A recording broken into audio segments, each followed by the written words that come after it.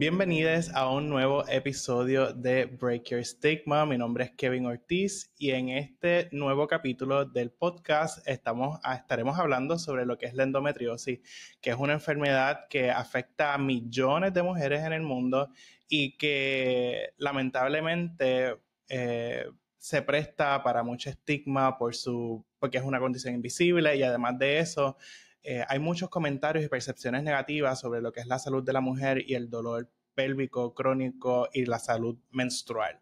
Así que para hablar de ello, tenemos a la doctora Idalis Flores Caldera, quien es profesora e investigadora en salud de la mujer en la Ponce Health Sciences University. Gracias, doctora Flores, por estar aquí. Estoy bien contento. Bienvenida.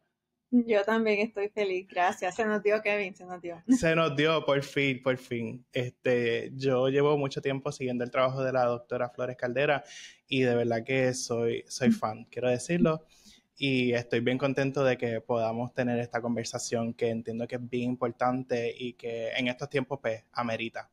Así que para entrar en materia, doctora, me gustaría saber cómo fue su trayectoria al llegar a trabajar el tema de la endometriosis y qué fue ese motivador o esa motivación para que se enfoque directamente en esta condición. Pues mira, Kevin, yo estudié microbiología industrial en Mayagüez, soy original de Coamo, estudié en las escuelas públicas del país, luego de estudiar en Mayagüez me fui a estudiar a Estados Unidos y toda pues mi trayectoria, yo pensaba iba a ser estudiando pues condiciones como el cáncer, otras condiciones, ¿verdad?, importantes en las cuales yo podría contribuir a través de ese expertise, ¿verdad? Ese entrenamiento que yo tenía en biología molecular y genética molecular. Pero la vida me cambió. Un día desperté de una cirugía de emergencia donde escuché por primera vez la palabra endometriosis. Y esto a pesar de yo haber estado décadas sufriendo de un dolor menstrual que me incapacitaba, que me llevaba inclusive a hospitalizaciones donde nunca se mencionó la posibilidad de este diagnóstico. Así que una vez entendí que esto era algo, ¿verdad?, que me había tocado, la pregunta era no por qué, sino para qué, y hice un cambio completo en lo que era mi laboratorio de investigación, donde en ese momento yo me encontraba estudié cáncer, estudié HIV, estudié asma como bióloga molecular y me pregunté cómo yo puedo utilizar mis herramientas para entender mejor la condición que a mí me estaba impactando, que yo sufrí por 10 años y nadie me decía que eso no era normal, que yo tuviera esos dolores tan impactantes. Y entonces ahí es cuando yo decido, bueno, yo voy a tomar este reto porque era un reto, porque era una condición que no era conocida y que me iba a dar ni siquiera fondos para estudiarla. Pero dije, yo voy a buscar la manera y desde el 2001 establecí lo que se conoce como el programa de investigación de endometriosis de la Ponce Health Sciences University. En ese momento era Ponce School of Medicine. Porque, Kevin, han pasado ya más de 25 años, cerca de 25 años de que yo hice ese cambio en mi vida, pero sí te tengo que decir que fue a causa de mi diagnóstico. Esto fue en los años 90, luego de ello estuve muchos años, cerca de una década, sufriendo de infertilidad, no podía quedar embarazada, así que eso es uno, ¿verdad?, de los síntomas de la endometriosis también, así que aún con más razón, yo me sentí motivada a querer hacer la diferencia para como bien dijiste, millones de mujeres afectadas por esta condición invisible, porque no la podemos ver por fuera, ¿verdad? Se manifiesta sistémicamente y en nuestro cuerpo, e invisibilizada, ambas cosas. Wow, no, como usted bien dice, es invisible y es invisibilizada. Y yo creo que también esto es un asunto de género porque, como dice el título de este episodio, dolor crónico normalizado, como que ya llega un momento, en este momento, que lo que es el dolor menstrual y el periodo no se romantiza, pero se normaliza mucho que se pase tan mal. Y en un episodio que hice con Kathleen, que también es su estudiante, estábamos hablando precisamente del periodo y ella estaba diciendo como que no es normal que en el periodo uno tenga un dolor que incapacite. Así que yo creo que es algo que es bien importante recalcar y hacer visible cuando estemos hablando de esta condición, porque no podemos permitir o pasar por alto cuando una persona está teniendo un dolor menstrual que le incapacite. Y teniendo eso en mente y trayendo eso a la luz, ¿qué es exactamente la endometriosis y por qué es una condición tan compleja para trabajar? Pues mira, la endometriosis la vamos a definir cuando crece un tejido que parece endometrio, en su estructura parece endometrio, pero es lo suficientemente diferente al endometrio como para hacerlo capaz de sobrevivir, implantarse e invadir, generalmente en el área pélvica, ¿verdad? Porque ahí están nuestros órganos reproductores, pero ya se entiende que la endometriosis es mucho más que una condición ginecológica y pélvica, sino que también impacta a la mujer de manera más sistémica. Por eso es que vamos a estar viendo sintomatología que no solo está limitada al área pélvica, sino a todo el cuerpo, como este cansancio, esta inflamación sistémica. La endometriosis no solo puede aparecer en el área pélvica causando el dolor que estábamos hablando, ¿verdad? Como un síntoma primordial, que debería ser algo tan sencillo de identificar, ¿verdad? Un dolor que es incapacitante, que te lleva a salas de emergencia mes tras mes tras mes, pues obviamente no puede ser algo normal. Pero estas pacientes también van a estar sufriendo de dispareunia, y eso quiere decir dolor con las relaciones sexuales, otro tema tabú en nuestra sociedad. Definitivamente. Y infertilidad también, otro tema complicado, aparte de que pueden también sufrir de otros síntomas que se parecen a otras condiciones como dolor al evacuar o diarrea, constipación, o sea, síntomas asociados al sistema gastrointestinal, que de hecho está en el área pélvica también. Síntomas como dolor al orinar, estos están asociados a la vejiga, ¿verdad? Que también está en el área pélvica y puede estar afectada por lesiones de endometriosis. Así que estamos viendo que es un conglomerado de sintomatología que puede confundir y dificultar el diagnóstico clínico, pero aún así entendemos que cuando vemos dismenorrea, dolor con la menstruación, severo e incapacitante, dispareunia. Esta paciente no puede tener relaciones sexuales efectivas por el dolor que les causa. E infertilidad, ya esos tres síntomas por sí solos deberían levantar la bandera de que algo no está bien. Y yo quiero mencionar algo, yo trabajo también con adolescentes y cuando les preguntamos también acerca de sus ciclos menstruales, cómo la están pasando, y hacemos algunos estudios cualitativos de sus experiencias, algunas nos dicen, la menstruación ese es mi peor enemigo, es el peor momento de mi vida, mi peor enemigo. Wow.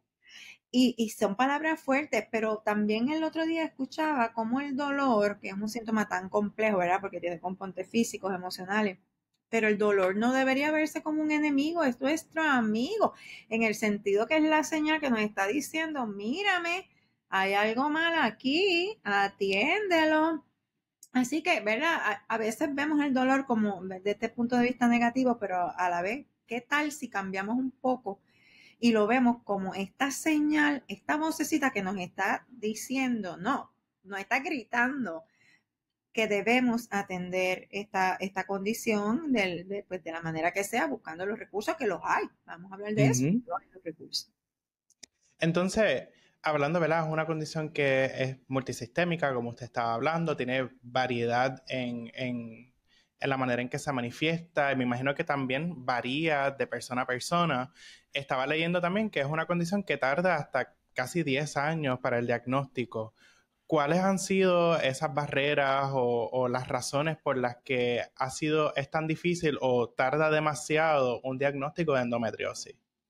Pues mira, se entiende que son entre 7 y 10 años en la tardanza en el diagnóstico, dependiendo del país, pero en general pues lo vemos en esos números. En Puerto Rico son 9 años.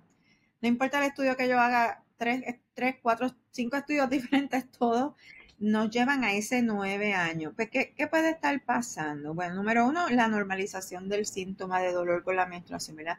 Es normal, es parte de ser mujer, eso se te va a ir, si empezó cuando era, ¿verdad? Adolescente. Sí es cierto que hay un síntoma que se conoce como dismenorrea primaria, que eventualmente, ¿verdad? Al normalizar el ciclo menstrual se va a ir, Ujú. pero es cuando pasa el tiempo y sigue pasando el tiempo y seguimos viendo el impacto. es cuando es cuando entonces nos deberíamos dar cuenta, espérate, vamos a preguntarnos, esto no es normal. Poca educación, no solamente a nivel, ¿verdad?, de las pacientes, de la sociedad en general, pero también entendemos que la clase médica necesita mayor orientación, mayor educación sobre qué es endometriosis y cuáles son los pasos para identificarla. Quizás no tanto los ginecólogos, pero los ginecólogos se entrenan y endometriosis Ujú. son el especialista llamado a atender la endometriosis, pero más que nada los médicos primarios, los pediatras, los médicos de familia, ese primer contacto de esa mujer con un médico que está diciendo, mira, yo tengo esta sintomatología, no me siento bien, ese primer paso que sería creerles, validarlas, y tener la curiosidad, ¿verdad? Como médicos, como clínicos, como científicos que son de decir, espérate, no estaba normal que una mujer joven que se ve saludable se esté constantemente, ¿verdad? Constantemente diciéndome que este dolor la está incapacitando. Hay una pregunta bien sencilla y me refiero con esta a las adolescentes o mujeres jóvenes, porque si tú les preguntas, ¿es dolor hace que tú quieras faltar a la escuela? Tienes que faltar a la escuela. Mira, ¿quién no quiere faltar a la escuela? No, esa no es la pregunta, pregúntale. ¿Y esa gira que tenías con tus amigos para la playa, qué pasó? ¿No pudiste ir? ¿Por qué? Que el dolor le previno a un adolescente a ir a una gira a la playa o a ir a una cita con su novio en el cine. Estamos entonces hablando de una cosa más importante. Así que educación, validación, dejar de normalizar el dolor, entender que el dolor sí es una señal del cuerpo de que debe atenderse y poder hablar un poco más abiertamente, hablando, ¿verdad?, del tema del estigma, de lo que es normal y lo que es normal en lo que es la menstruación, el ciclo Ujú. menstrual, ya que muchos de los síntomas de endometriosis sí están, ¿verdad?, asociados al periodo menstrual. Poder hablar de estas cosas abiertamente en la sociedad podría ayudar a evitar que pase tantos y tantos años en lograr el diagnóstico. Ha dicho muchos puntos bien importantes y hay mucha tela para cortar con lo que acaba de decir. Y quiero resaltar la parte de la educación. Yo creo que es bien importante, no solamente de profesionales de la salud, sino también de la ciudadanía. Y yo creo que eso podría incluso ayudar a las personas que viven con este diagnóstico, no solamente a identificarlo, sino a poder buscar la ayuda que necesitan. Entonces, entrando, ¿verdad? Como usted dice, y hablando bien abiertamente de este tema y de lo que es el estigma y el impacto psicológico y social que tiene un diagnóstico como este, ¿cómo ha visto en sus estudios que la endometriosis, más allá de la parte física, clínica, fisiológica, afecta en esa parte psicológica y social de las personas que cargan con este diagnóstico? Y emocional, sí, el impacto es increíble y hay bastante literatura y parte de las investigaciones que estamos haciendo en la Ponce Health Sciences University, de hecho, incluyen un equipo del departamento de psicología, porque pronto me di cuenta de que yo no soy psicóloga, ¿verdad? Le acabo de decir que soy bióloga molecular. Pronto me di cuenta de ese impacto. Mira, cuando yo empecé a reclutar a las pacientes, esto estoy hablando a más de 20 años, yo me fui a las oficinas de ginecólogos y ponía un flyer, ¿verdad? Un anuncio sobre mi estudio, era un estudio genético, eh, sobre endometriosis, y empecé a recibir las llamadas de las pacientes interesadas en participar. Y pues yo les informaba, mira, sí, el estudio te voy a pedir una muestra de sangre, un cuestionario, tal, tal, tal. Mira, Kevin, yo pasaba una hora hablando con esas pacientes porque ellas estaban tan necesitadas de que las orientara, de que yo les explicara qué era, inclusive qué era lo que les estaba pasando, porque pues los médicos desafortunadamente, por muchas razones, el sistema también, ¿verdad?, incide en esto, tienen muy poco tiempo para pasar explicando una condición que es tan compleja que ameritaría, ahora digo yo, una hora de visita que los médicos actualmente no tienen. Ujú. Así que ahí rapidito yo me di cuenta de que estas chicas estaban siendo bien afectadas, no solamente a nivel físico, sino emocional y de salud mental.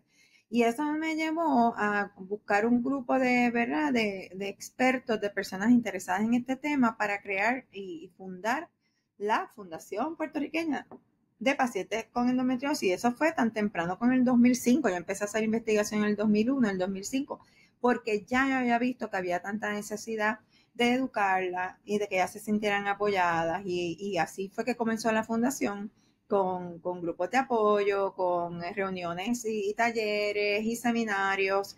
Y llevamos en esto pues todos estos años. Pero sí, Wow. importantísimo. De hecho, el manejo de la endometriosis, siempre decimos, debe ser un manejo integral que incluya no solamente al ginecólogo, que va a ser el eje, ¿verdad? Ujú. El chef y el que está corriendo a la cocina, ¿verdad? Pero ahí tiene que entrar otros especialistas, incluyendo gastroenterólogos, incluyendo urólogos, pero bien importante, psicólogos también. Invitamos a las pacientes y también a los médicos a que incluyan el componente de salud mental como un aspecto bien importante del manejo integral de la endometriosis. Y yo creo que ese modelo integral, además de la endometriosis, es algo que podemos adaptar y replicar para muchísimas otras áreas de la salud, porque yo entiendo que hace mucha falta. Y eso de cuando usted estaba haciendo su reclutamiento de participantes que se quedaban con usted haciéndole preguntas, buscando hablar del tema, me impacta y me hace pensar en posiblemente todas estas personas que viven esta condición en silencio, incluso tal vez hasta con miedo, porque no entienden lo que está pasando o porque las personas que les rodean no lo entienden. Y por eso me llama mucho la atención el estudio de Tú eres una changa, porque yo creo que hasta el título del estudio impacta y llama mucho la atención con una frase tan fuerte de tú lo que eres una changa. Y así describir las experiencias de estigma de mujeres con endometriosis viviendo en Puerto Rico. ¿Cómo fue, sabe, que surgió este estudio? ¿Fue viendo todo lo que estaba ocurriendo a través del grupo de apoyo? ¿Hubo unas experiencias adicionales de la fundación? ¿Cómo fue que se dio esa dinámica? Pues mira, eso también es un ejemplo de una colaboración interdisciplinaria con la Escuela de Ciencias Conductuales y de Cerebro de la Ponce Health Sciences University. El doctor Eliu Rivera y su estudiante en ese momento, la que ahora es psicóloga clínica, Yasmeli Matías, se me acercaron porque el doctor Rivera estudia estigma, esa es su área de investigación, y tenía la curiosidad, especialmente por Yasmeli, que también tenía pues, la curiosidad con esta condición, de conocer si había algún estudio sobre estigma y endometriosis. Buscamos en las redes, ¿verdad? El PubMed, como llamamos, ¿verdad? El lugar Ujú. donde están las publicaciones científicas, y no había nada de estigma y endometriosis. Así que nos dimos la tarea de hacer unos grupos focales en estas, precisamente estas actividades de la fundación, para ver qué salía. Los grupos focales eran simplemente un espacio abierto, que era seguro, que era cómodo para ellas, privado, donde ellas podían pues expresar cómo se sentían acerca de la experiencia de vivir con endometriosis. Y tú me puedes creer que desde el primer grupo focal hicimos tres. Desde la primera paciente que abrió la boca, salió el tema de, es que a mí me dicen que yo soy una changa, y todas las demás, a mí también, a mí también, a mí también. Entonces, como sabemos, changa, changuería, tiene es una palabra, es un puertorriqueñismo. O sea, la Ujú. connotación de ser una persona, digamos, hipersensible, una persona que no es fuerte, que no es capaz de aguantar, como quiera que lo querramos llamar, es débil, o que quiere manipular la situación, ¿verdad? Y está quizá mintiendo o exagerando. Esa connotación, esa palabra changa, changuería, es un puertorriqueñismo súper interesante. Y salió inmediatamente. Pero salió de varios contextos, o sea, de que la tildaban de changa no solamente en su círculo de apoyo, ¿verdad? De lo que se supone que fuera su apoyo, sus parejas, sus familiares, eh, a nivel de la sociedad, y también ellas se sentían con este sello, ¿verdad? Con este estigma por parte de la clase médica y, ¿verdad? El profesional de la salud, desafortunadamente.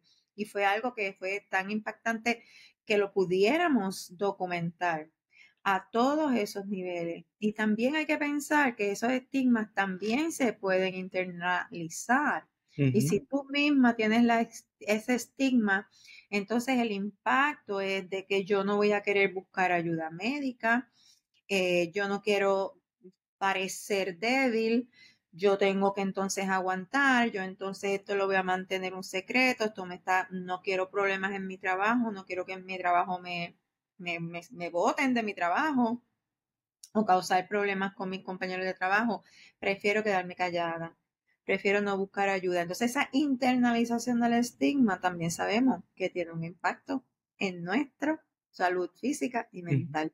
Un No, y en el círculo, tratamiento. sí, es un círculo vicioso.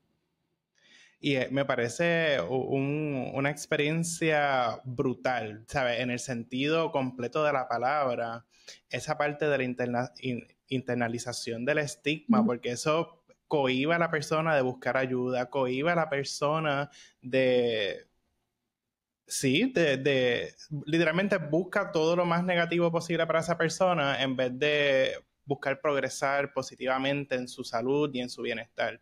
Una persona que no se siente cómoda hablando del tema, compartiéndolo con su círculo de apoyo, que se supone que le den ese apoyo, ni siquiera con sus proveedores de salud, que hablamos más anteriormente sobre la importancia de la educación no solamente del paciente, sino también del proveedor, que también eso es una barrera, pero la manera en que como está el sistema, pues no se da tanto esa apertura o esa posibilidad de que haya un entendimiento o una empatía entre el proveedor y la paciente, que me parece una experiencia bien brusca y hasta violenta en algunas ocasiones para estas personas que Bien, viven con este diagnóstico. lo es. Y me imagino que, ¿verdad? Hemos hablado de diferentes impactos, pero eh, eso, a ver, cómo se lo digo? ¿Cómo ha sido eh, a nivel de estudio que han podido documentar ese impacto emocional de las pacientes cuando no se les cree, cuando se minimiza su dolor, ¿sabe? Porque sabemos que hablar del dolor ya a este punto se ha convertido en un acto revolucionario de mucha vulnerabilidad, y como eso no se premia, en el estudio, ¿cómo pudieron documentar esa parte de esos efectos emocionales, psicológicos, más allá de la parte individual, esa parte social, o sea, con otras personas? Sí, sí, hicimos un estudio, de hecho, donde fue un estudio donde primero lo comenzamos primero en un modelo animal. Yo soy, como te dije, ¿verdad? Ujú. Investigadora de laboratorios básicos, y entonces vimos a nivel de este modelo animal cómo el estrés podía impactar la condición, haciéndola que progresara más rápido, que las lesiones fueran más grandes, la inflamación peor, el dolor peor en un modelo animal. Pero luego también vimos que manejar el estrés, ¿verdad? Y tener quizás un impacto en lo que es el eje, ¿verdad? HPA, el eje del estrés, mejoraba la condición. Esas fueron las primeras observaciones que nos dieron a entender que la endometriosis, ¿verdad? Hay algo mucho más que la parte fisiológica, sino que, ¿verdad? Hay otros componentes importantes. Y entonces nos dimos a la tarea de hacer una traslación de esas observaciones del modelo animal a el entorno de paciente, y diseñamos una intervención que se conoce como enriquecimiento ambiental, que contemplaba hacer grupos de apoyo, porque ¿verdad? Estábamos pensando en los grupos de apoyo en espacios abiertos y rodeados de naturaleza, y a su vez en cada una de las intervenciones que aprendieran una forma de manejo de estrés diferente y novedosa, que esto pudiera ayudar a las pacientes. Entonces medimos varias cosas. No solamente medimos el dolor, que sabemos que es un síntoma difícil de medir porque básicamente no hay ¿verdad? No hay un termómetro de dolor que diga, mira, tengo 98 grados de dolor, sino que son unas escalas que se usan del 1 al 10, etcétera. Medimos dolor, medimos entonces el aspecto de salud mental, lo medimos con escalas para ansiedad y depresión, también medimos estrés y también medimos calidad de vida. Entonces, sí vimos que estas pacientes, y esto está documentado en la literatura, sí tienen altas tasas de ansiedad, altas tasas de depresión, más que mujeres con otras condiciones similares. O sea que hay un componente de la endometriosis que la hace particularmente vulnerable a lo que es la salud mental. Y entonces lo bonito del estudio fue que pudimos demostrar, luego de estas 6 intervenciones, que tanto la ansiedad como la depresión, la calidad de vida y la calidad de vida, depresión, ansiedad, ¿qué me falta? Y el estrés percibido pudieron mejorar luego de esa intervención. Pero fíjate que es una intervención, aquí no hay fármaco, era una intervención psicosocial, ¿verdad? De ese, mantener esos grupos de apoyo que se apoyaban unas a las otras, que se sentían en un espacio seguro donde podían hablar sobre su experiencia, se sentían aceptadas, comprendidas, validadas. Pero también el poder estimular o activarlo de alguna manera, modificar ese eje de cortisol de lo que es el manejo de estrés, pudo ayudar significativamente en la presentación de estos parámetros que medíamos. No así el dolor, lo cual es interesante, dicho sea de paso, ¿verdad? Pero es que lo podemos entender porque el dolor es un síntoma muy complejo y de hecho sí que necesitaría, ¿verdad? Del apoyo farmacológico. Entonces, lo que queremos traer a la mesa, que las pacientes entiendan que no solamente van a tratarse el dolor con un medicamento, ¿verdad? Ya sea algún medicamento hormonal o analgésico o cirugías que también ayudan con la condición, pero también tenemos que atender el componente emocional, porque todo eso, la depresión, la ansiedad, todo eso incide en cómo percibimos el dolor. Y mira, parezco psicóloga ya hablando, esto es tanto que he aprendido de mis colegas. Y hay otro componente que también se puede manejar a través de terapias psicológicas y es algo que se conoce, y es una palabra grande, catastrofización del dolor. Y básicamente es una herramienta que tenemos de manejar las situaciones difíciles de la vida, donde tú sabes que hay personas como que, ay Dios mío, todo le sale mal, todo está mal, todo, me voy a morir, todo va a salir mal, mientras que hay otras personas que tienen otra forma de pensar quizás y son más positivas o más optimistas. Pues estas que se sienten así como que el mundo se va a acabar, esa estrategia de manejo de situaciones se conoce como catastrofizar. ¿Y sabes qué? Eso se trata. Hay tratamientos psicológicos, hay maneras de enseñarnos a nosotros a cambiar la manera en cómo pensamos, cómo percibimos las situaciones difíciles, incluyendo el dolor. Y si podemos atender la catastrofización del dolor, podemos ayudar a que el dolor percibido sea menor, porque también en nuestros estudios indican, y los de muchos investigadores en el mundo, que las personas que más catastrofizan son las que reportan mayor severidad de dolor. Así que hay una relación muy estrecha y es otra manera que podemos, de una manera multidisciplinaria, atacar este síntoma tan complejo que es el dolor. Wow, qué increíble y qué bueno que tienen toda esa parte documentada y que están trabajando desde toda esa área. Eh, Quería también preguntarle, partiendo de estos resultados y esta información tan valiosa que nos está compartiendo, ¿qué medidas de salud pública podemos adoptar o implementar para romper con estos estigmas y ayudar a estas personas que viven con este diagnóstico o con diagnósticos similares? Sé que últimamente se estaba hablando del proyecto del Senado 0174, que otras iniciativas o políticas pues, que se están promoviendo. Pues sí, tenemos que empezar por algo y ellos entendemos y la fundación, ¿verdad? Es quien está promoviendo este proyecto de ley este proyecto atiende todo lo que necesitamos para crear una mayor concienciación sobre la condición de endometriosis y dolor pélvico en general, ¿verdad? Porque no queremos limitarlo solamente a mujeres que tienen el diagnóstico, queremos también impactar a mujeres que todavía no han sido diagnosticadas ¿verdad? Por las razones que ya hemos hablado. Y este proyecto de ley atendería la parte de educación a todos los niveles, educación a los médicos que ya lo tocamos, también educación en las escuelas, que el currículo de salud hable claramente, especifica claramente, que no solamente nos habla, mira, el ciclo menstrual es así, las hormonas suben y bajan, no, no solo eso, sino que mira, si esto está pasando, si tú tienes este dolor que te incapacita todos los meses, o su estado mental, tus emociones, tu mood cambian de manera bien severa antes de la menstruación.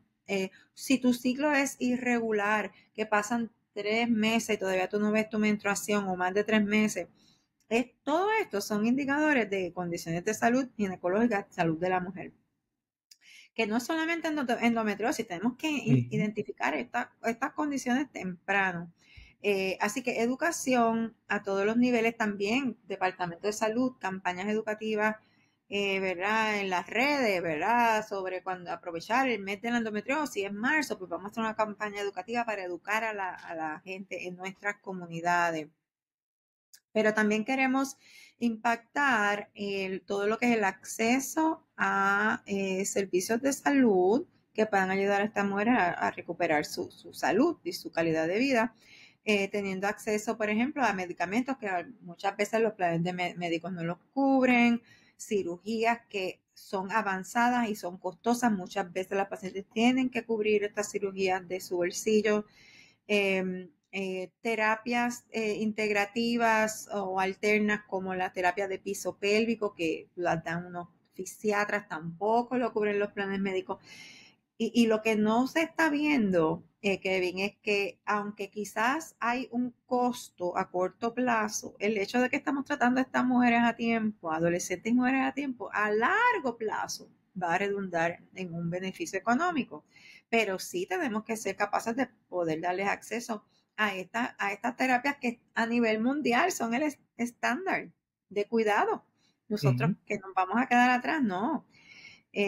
El tercer componente es el de los acomodos razonables. Entendemos que la condición de endometriosis y vista de caso a caso, vamos a estar viendo, ¿verdad? Una severidad mayor en algunas pacientes que les van a impedir cumplir con sus tareas en el trabajo. Algunos días, no todos los días del mes, pero hay unos días que algunas de estas pacientes pues simple y sencillamente no se pueden levantar. Entonces, ¿cómo como patronos podemos llegar quizá a una, ¿verdad? Una negociación, unos acomodos razonables? Este día, pues a lo mejor si no le puedes llegar, pues quédate en tu casa, pues me trabajas remoto, cuando te sientas mejor, entonces, pues cómpleme con estas tareas. Mira, las pacientes no quieren faltar. Esto no es de que, ay, espérate, voy a aprovechar mi primer día de la menstruación para quedarme. No, a nadie le gusta estar enfermo y estas chicas son de verdad unas guerreras. De hecho, nuestros estudios indican que el absenteísmo no es tan alto, pero el presenteísmo, que lo que nos dice es que ella sí fue a trabajar, hizo el esfuerzo sobrehumano, está allí presente, pero está presente, pero no puede ser lo productiva que pudiera ser, ¿verdad? O como quisiera ser. Entonces, ¿cómo podemos promover que endometriosis también se considere, y digo y repito, de caso a caso, una posibilidad, un acomodo razonable para el lugar que ellas puedan conseguir, ¿verdad? Y ser productivas en su trabajo, mientras que atienden también su problema de salud? No, definitivamente. Y como usted bien dice, esa parte cuando se desconoce bien de la condición, cuando hay mucha desinformación, el estigma y la desigualdad de acceso, cuando se mezcla todo eso, crea una problemática grandísima en lo que es los lugares de empleo, en las escuelas, en las universidades, porque no se tiene la perspectiva de lo que realmente está pasando y de cómo podemos ayudar a esta persona.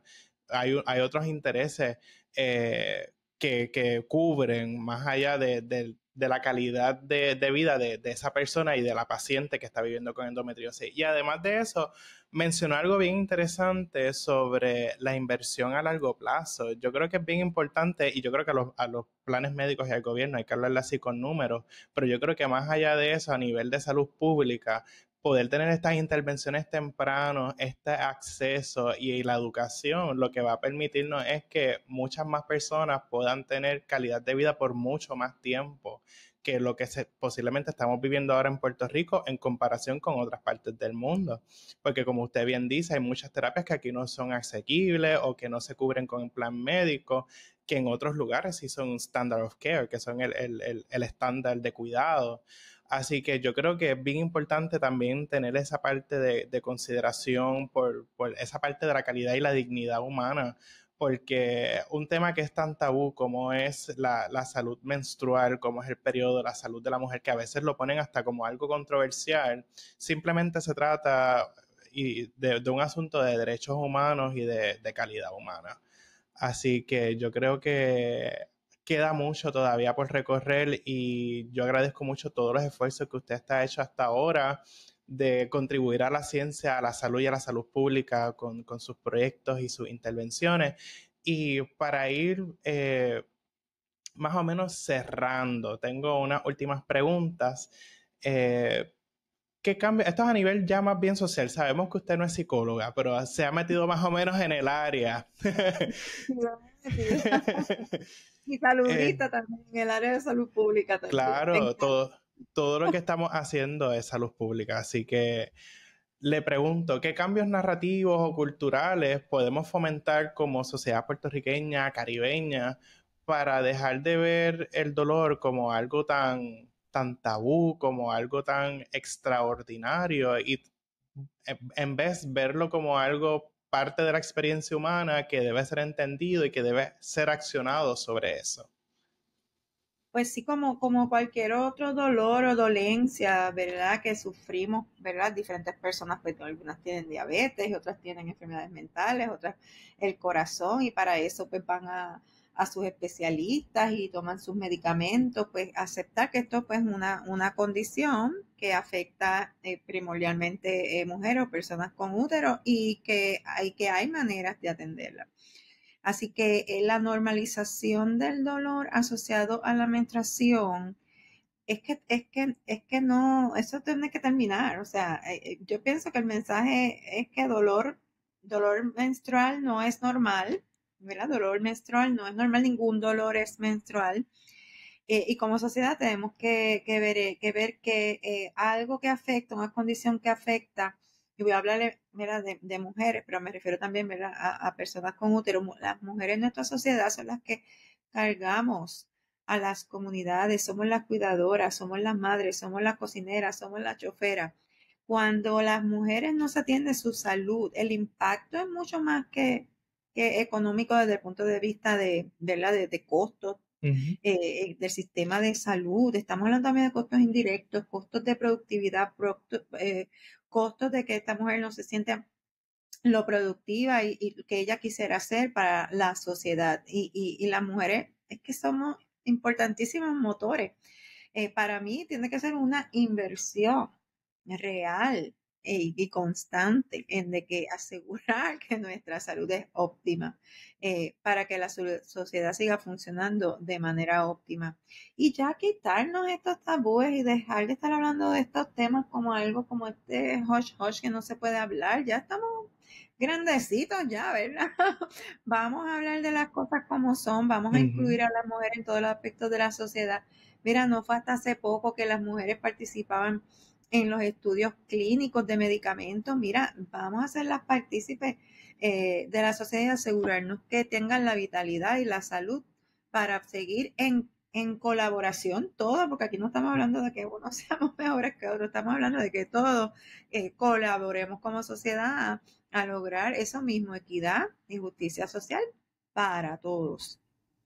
Así mismo es, y de hecho a mí me sorprende estando en la academia, hay muchísimas personas que piensan que Women's Health, como que la investigación de la salud de la mujer está overfunded, que hay como que demasiado ya going on, cuando tú lo comparas con otros temas que afectan directamente a los hombres, pues vemos esa disparidad abismal entre el enfoque que se le está dando. Así que por eso yo creo que es tan importante que podamos hablar, como usted bien dice, a calzón quitado, de frente, tal las cosas como son, de las problemáticas que afectan a las mujeres, a las personas con útero y a cualquier otra persona en sociedad, porque al final del día, pues, al final, somos seres humanos que necesitamos de nuestra atención, necesitamos de nuestra salud y el sistema social, político y económico en el que vivimos requiere de nuestra salud lo más óptima posible para poder funcionar. Así que Mm. yo más de acuerdo no puedo estar con usted y le agradezco muchísimo. Y tengo esta última preguntita. ¿Qué le diría a todas esas mujeres que ahora mismo están siendo llamadas changas o débiles por expresar su dolor y hablar de sus experiencias viviendo con endometriosis o con condiciones similares a esta? Ah, wow, yo quisiera decirles tantas cosas, ¿verdad? Que las escucho, que las entiendo, que las valido y que estamos luchando, ¿verdad? Desde la fundación, desde los programas de investigación para cambiar esta percepción. Pero también nosotras, como pacientes, tenemos una responsabilidad de no quedarnos calladas, de educar a otros, de utilizar los recursos que tenemos disponibles, incluyendo las redes sociales, si fuera necesario, para seguir educando a otros y levantando nuestra voz. Fenomenal, doctora. De verdad que gracias por su mensaje, gracias por estar aquí. Me siento bien contento de que por fin hayamos podido encontrarnos, por lo menos a nivel virtual. Una última, ya esta es la última. ¿Dónde podemos seguir su trabajo investigativo, académico y salubrista? Porque al final del día es trabajo salubrista. ¿Dónde podemos continuar con su trabajo? Tengo presencia en la web de la Ponce Sciences University, donde pueden ver mi perfil en el área de investigación. También me pueden seguir en Instagram, es mi nombre, Idalis, pero al revés, Siladi. También pueden seguir a la Fundación Puertorriqueña de Pacientes con Endometriosis. Perfecto. Doctora, gracias por estar aquí. Agradezco muchísimo su tiempo y le deseo mucho éxito en todos sus demás estudios y proyectos que está haciendo, y voy a estar pendiente a todas las demás publicaciones que ha hecho. Así que gracias por estar aquí. Y ya saben dónde conseguir a la doctora si quieren saber más sobre su proyecto y su trayectoria. Recuerden compartir este episodio, suscribirse, darle like. Esto fue Break Your Stigma y nos vemos en la próxima.